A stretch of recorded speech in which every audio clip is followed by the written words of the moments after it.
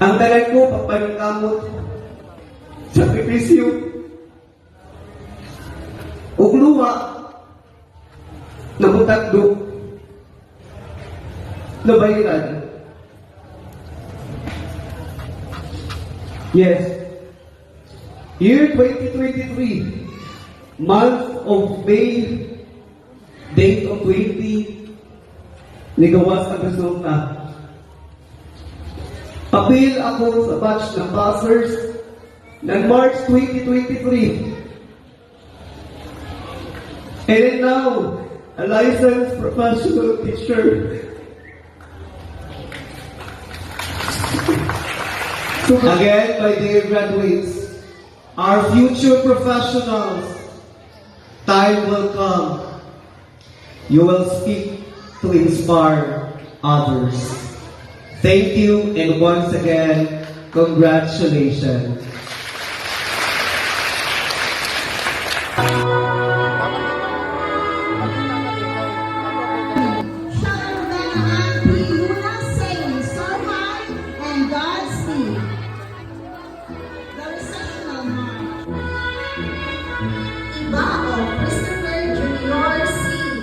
Ako, grabe ang kalisod.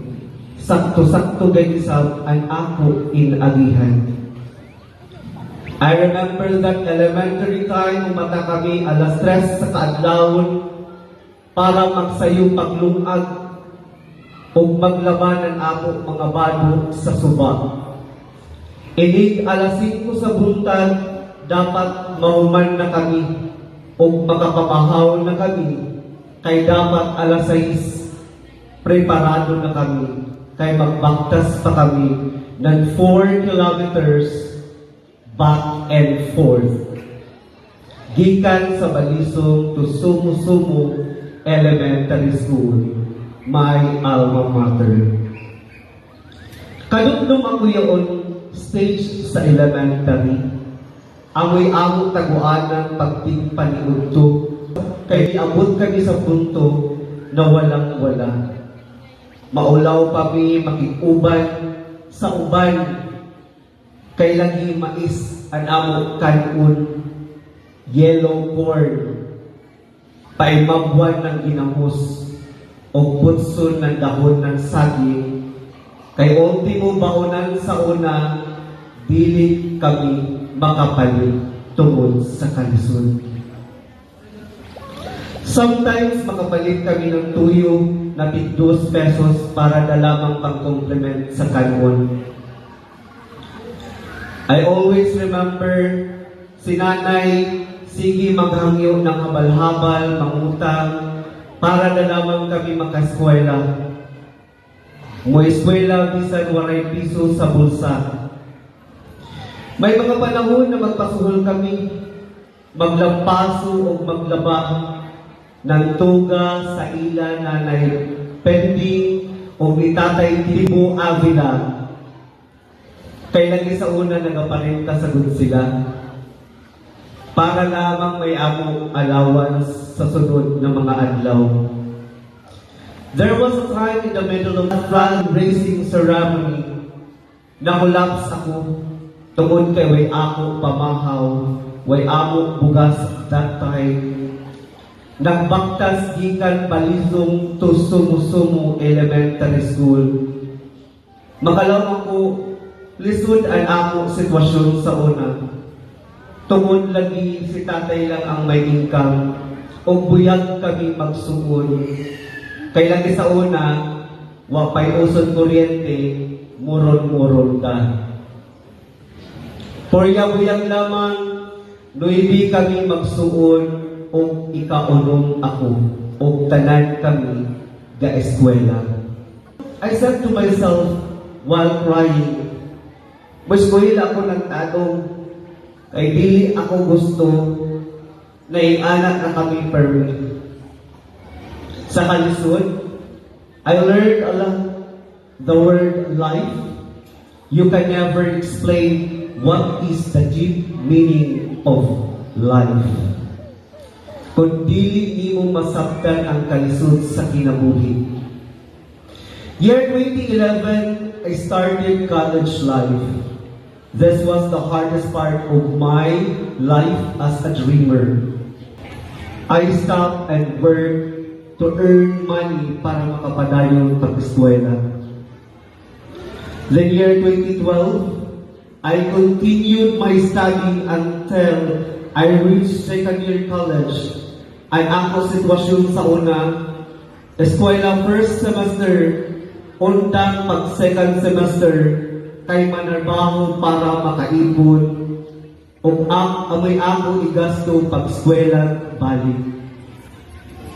Ang ako discarded sa una, as estudyante ng college, mudawat ako ng projects, lipay ako, pag may magpahimo ng mga research paper, kay dako-dako ang ako maipon, amoy ako i-allowance. Nag-self-supporting o nag-working student ako, bisan kag kinsa for many times. At sinubok nga ako ng panahon, while I'm in a stage sa trabaho sa buntag, estudyante sa gabi. Una nag-self-supporting ako sa ako landlady. Malibre na lamang ng bayad sa boarding house.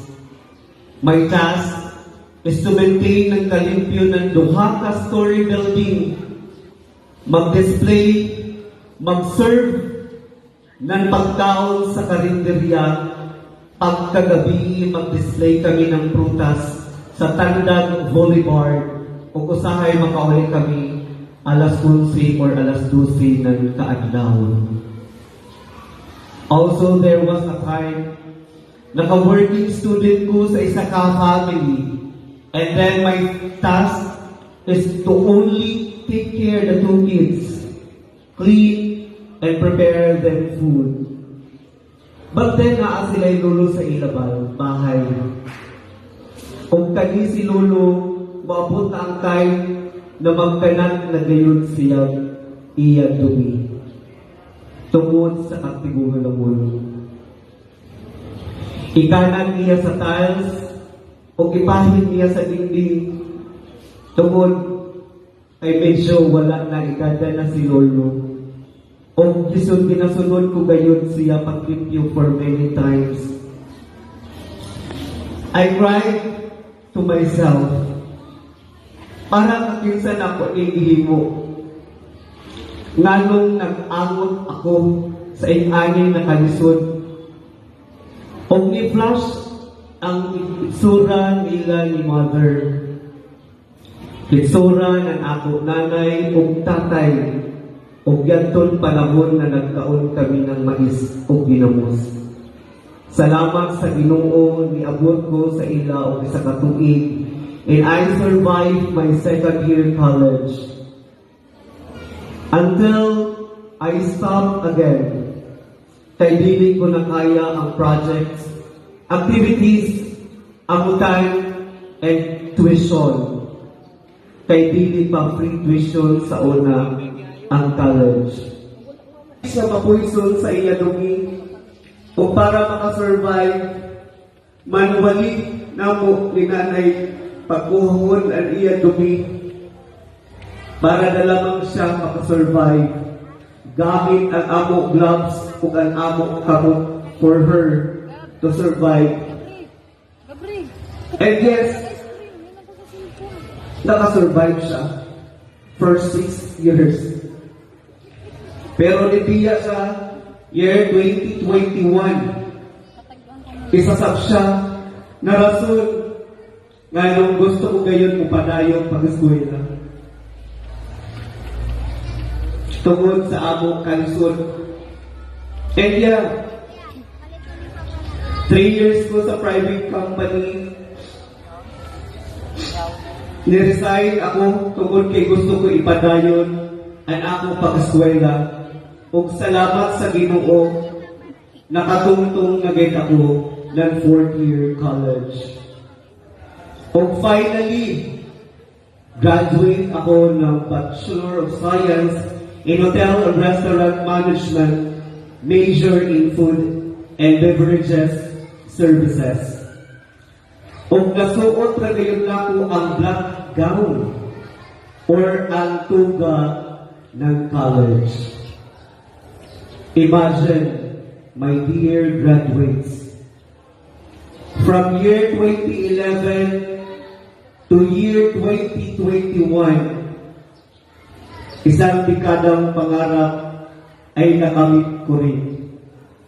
Oo, 10 years ko, gisakripisyuhan ang college, pero wala na napatapos ang ako pangandoy.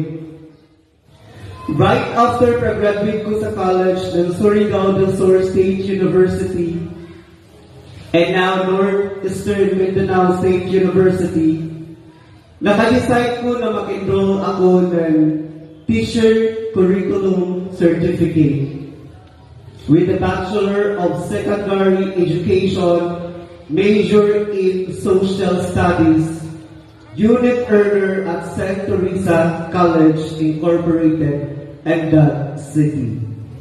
And yes, proud to say, still working student, gihapon ako. Grabe mo. Magbantay ng gift shop, magtagda ng carne nga di, display ng product nga to, mag-study kay may gamay na opportunity, Monday to Friday, din Sabado, Domingo, klase, whole day. Graduates, look at our graduation venue. Proud to say, simple, elegant, it's my work of art. Ang kahanay, kagwapa, o ang kadetalyado ng venue, dako ang iya representasyon sa ako kaugalingon, o labi na sa inyo mga pinalangga namong graduates. Tungod kay dako natabang sa ako pagkapot sa ako mga pangandoy.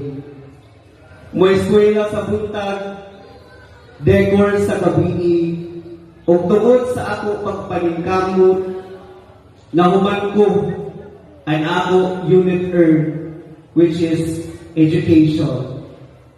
Lipahi ako, kay duhanan ako kurso. Pero wala pa matapos ang ako pangandoy nga naha. May isa pa ka challenge, ipadayon ko ini na last na challenge or dili. Pero dili ko pwede tugutan ng anhatakan ako gutom.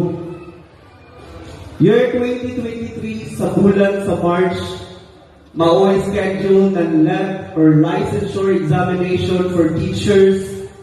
O wala ko'y plan, mutik dayon, kay lagi short ako sa panahon o walay kwarta ikabayad sa review center. And thank you, Ma'am Maisa Avila Napal and Kuya Rem, kay sila ang akong giworkingan ng 4th year college until na-graduate ako ng ako unit earn. Si Ma'am Maisa ang encourage sa ako na mutake ng board exam bisan dili pa ako ready. I have 39 days preparation kay dugay ko ka-decide kay lagi dili ako ready. Kwarta, labi na ang kaugalingon. But because I have strong faith to God, pray ako always, Lord, isalin ko ang tanan sa imo, pati ang ako kaugalingon. Ikaw na ang bahala sa tanan, Papa God. Then that night, I started studying gikan alas 3 hangtod sa alas 8 sa buntag, 3 to 5 sa hapon, 8 to 10 sa gabi. To tell you, 100 pesos lang ang ako gasto sa pag-review para lang makasunod sa link sa online review with Sir Buracho. Nakatao ng website sa talinga o atubang ang cellphone while gahugas ng plato. Galuto, galaba o gabantay ng bata na 8 months old sa ako giworkingan na gituring ko na ikaduha ko na pamilya. May Ate Mais and Kuya Rin. Oo, self-review lang ako. Puno sa pagsaling sa kaugalingon, labi na sa Ginoo. O miabot na ang oras sa exam, I feel doubt kay tungod ang topic ng ako mga kaiban na examiner kay dako daw sila score sa mock exam and final coaching. While ako, ultimo pag-shading o pag-answer sa answer sheet, wala ako katry actual. Pero wala ako magpatintal sa ila. Kaya ako sige na ako ng ampo sa ako ikudanan during the examination day. Ang talan ko pagpanangkamot sa sakripisyo ug luwa na butagdo na bayaran. Yes. Year 2023, month of May, date of 20, ligawas ang resulta. Appeal ako sa batch ng passers ng March 2023. And then now, a licensed professional teacher.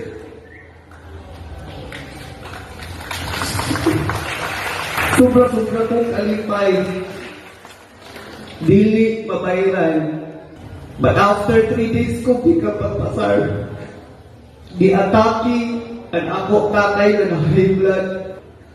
While gabalsa sa bukid, siya lang isa.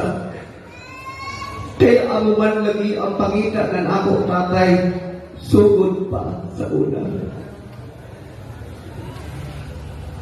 O dako ko na pasalamat kay Auntie Arcelia Parahis, kunyakon man nga si Auntie, o sa mga tao na may rescue sa bukid para masalbar ang ako tatay. Wal kayigda, tapat ng kangga, o kabaw, siya na isa. This license of professional teacher has a big part of my application, and I am now a public servant of Northeastern Mindanao State University for almost 1 year, 3 months, and present. Also pursuing my master's degree, Masters of Art in Social Science Teaching with the same university where I took my oath as a public servant. I would like to take this big opportunity to say thank you so much. First, to our Almighty God for being there whenever I need Him. Hearing my prayers, He is my God's best friend who always hear whenever my heart speaks. My Papa God will always guide me for all my decisions and plans. To my parents, especially to my nanay Pipay, Filipa, Turaha, Pontevedra, and tatay Lulong, Alexander Pia Pontevedra, who are always there for me if I feel tired.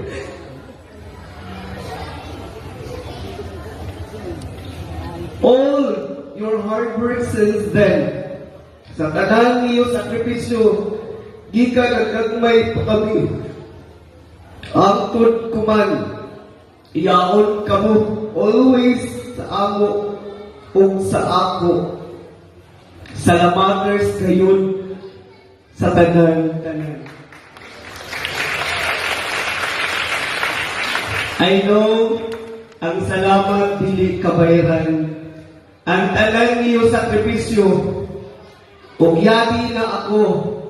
It's my time to pay you back with our love and support and everything himuon ko para sa iyo. Alam. To all my siblings, Mana Rochelle, Manong Tutong, Mana Rosly, Sis Rona, Sis Rotan, to Bumbong, and to my late sister, Dayan, I miss you so much. And to our bunso, who wear a brown dress, I know you're pressured. Kay gihimong wang tanan, kay medyo stricto si Kuya sa imo as estudyante. But then, time will come, masabtan rada nimo. Kay dili ako gusto na sa ato nuibi magsuon. Ako ran ang makagraduate. Need ko na ni-help nimo para makahatay kita sa ato sitwasyon. Also, my cousins, pamangkin, to all my friends and best friends, my uncle, aunties, and sa amo mga relatives, so sa tanan na part sa ato journey, dili ko na kamuma isa-isa. Thank you so much. To the parents of the graduates, layo pa, pero layo ay na. I know na sacrifice na ninyo ang inyong needs and wants para lang sa inyong mga anak. Ipadayon ninyo ang inyong full support sa inyong mga anak. Kay puhon, mulingi rapod na ninyo with all love and support. Thank you so much to all your sacrifices and hard work. To all the teachers of my alma mater, hindi madali ang maging magulang sa ating sarili-sariling tahanan at sa ating mga estudyante. Minsan napapabayaan na natin ang ating mga sarili-sariling pamilya. Maibigay lang natin ang dapat na edukasyon sa ating mga mag-aaral. To all my former teachers, advisors from Sumusumo Elementary School, Grade 1 si Ma'am Cecil Fernandez, kumpletuhon ko rin siya ako.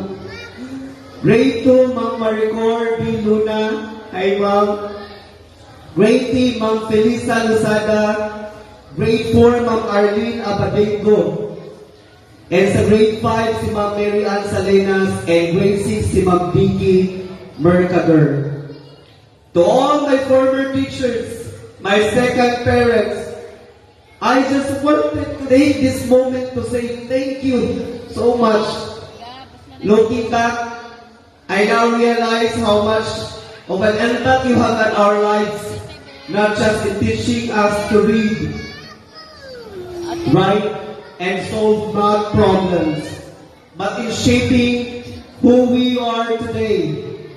Your patience, kindness, and encouragement created a foundation that I continue to build all through the years.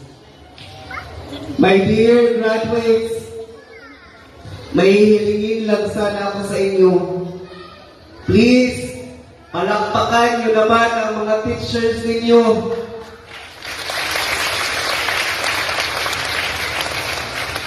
Para sa lahat ng kanilang sakripisyo, minsan walang tulog, naghahanda ng gagamitin sa pagtuturo kinabukasan para lang maturuan kayo ng tamang edukasyon at lahat ng kanilang ginawa para sa matatag na kinabukasan ninyong mag-aaral.